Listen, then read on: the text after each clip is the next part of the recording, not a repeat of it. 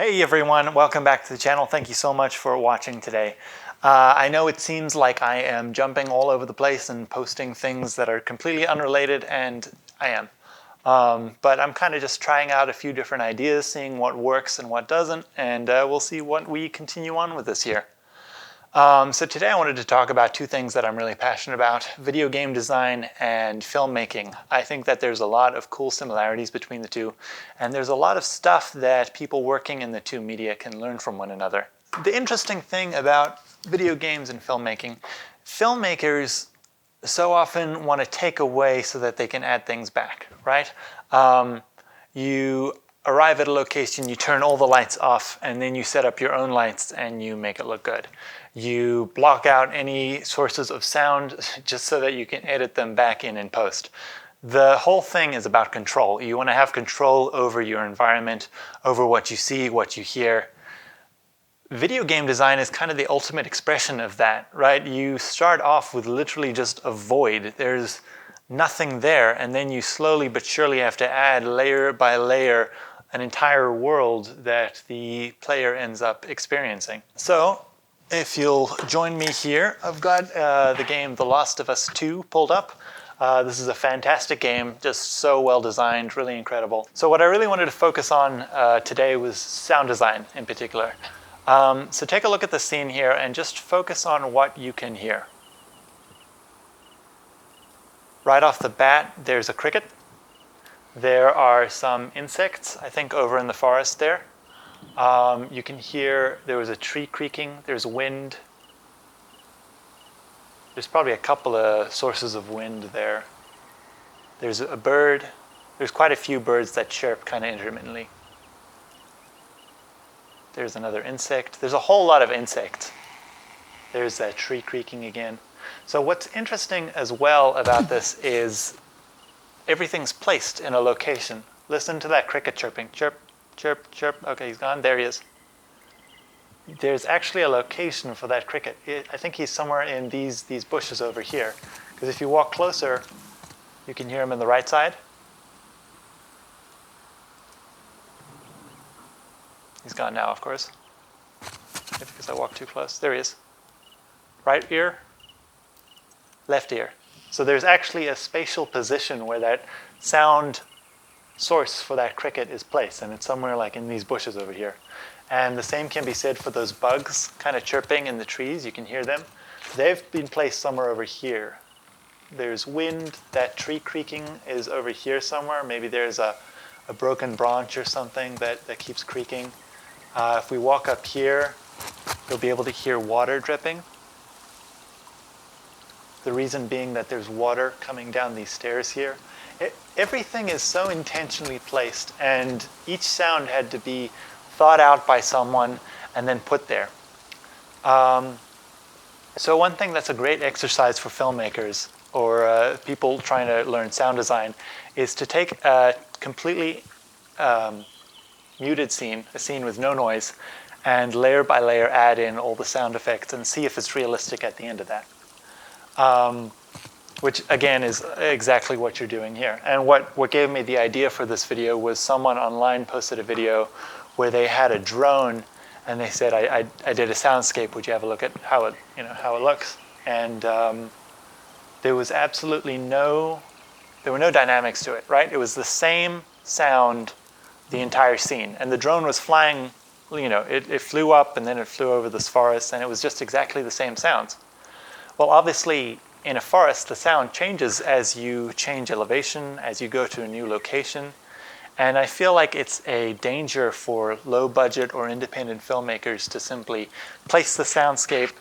You download a clip from freesound.org or something, and you just slap it on there, and you call it good, and you have the scene. And often that works, but there are no dynamics to it. There's no realism. There's nothing to tell the viewer that this is really a real soundscape. Another thing that's cool is I can almost guarantee that every single one of the birds you hear in this scene are native to the Pacific Northwest where the game is set, right?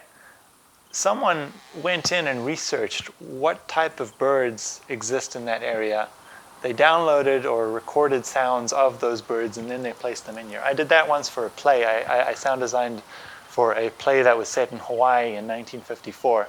And I went a little overboard, but I specifically researched the birds that existed in Hawaii in 1954. Some birds were like imported from the mainland afterwards. Some birds had like gone extinct before that. I added cicadas, and then I learned that cicadas weren't imported to Hawaii until later, so I took those out in the end. But the point is just to add a layer of realism that what you're hearing is literally what it sounds like to be in that location. I bet that this is exactly what it sounds like to be in this specific location. I don't want to like give any spoilers away for the game. But I don't know, I just think that's a cool little detail and a layer of realism. And again, your audience probably isn't going to know, but it's just adding on level by level things that immerse your audience in the setting, in the scene.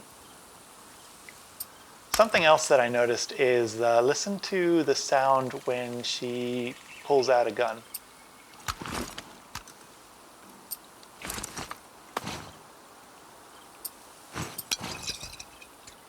Lights up this. Right, it's pretty loud. Those sounds are probably a lot louder than they would actually be in real life.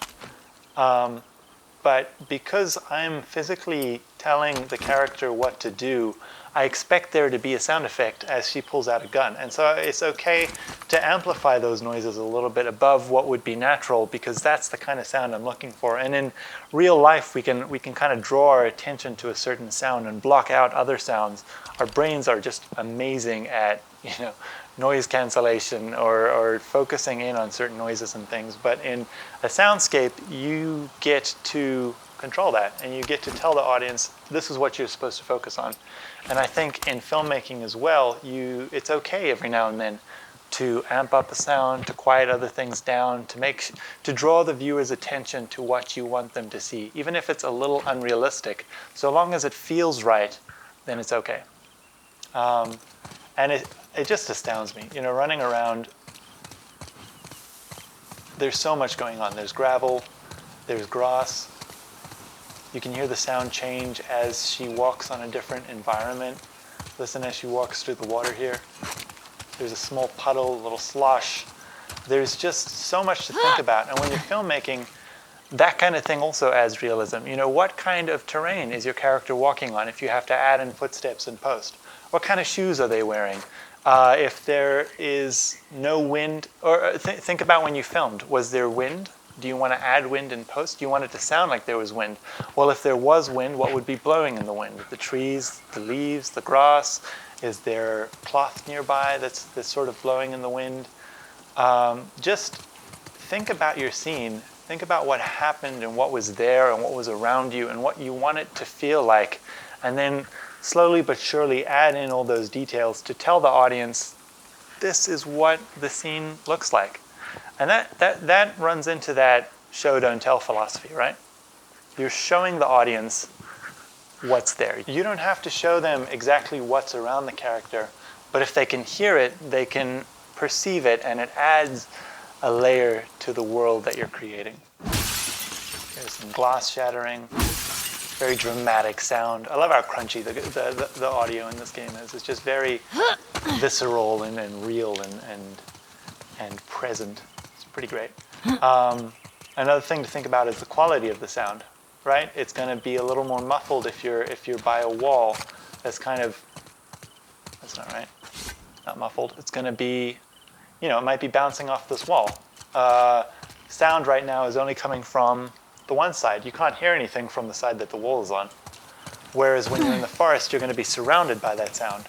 Is the sound going to bounce off certain surfaces? Is there a slight echo? There's just so much to think about, and it's not to be overwhelming or anything, but it's a fun exercise to think about what would the sound like. And I'd encourage you in video games and just in real life every now and then to pause and to listen to what you can hear. Try and identify all the sounds, and then try and identify the sources of those sounds.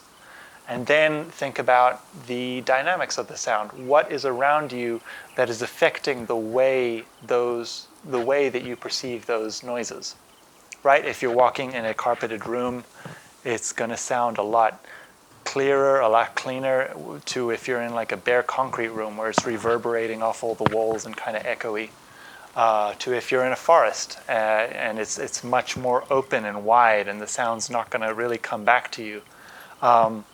It's just a lot of fun to think about, and a great exercise for filmmakers, for designers of all sorts.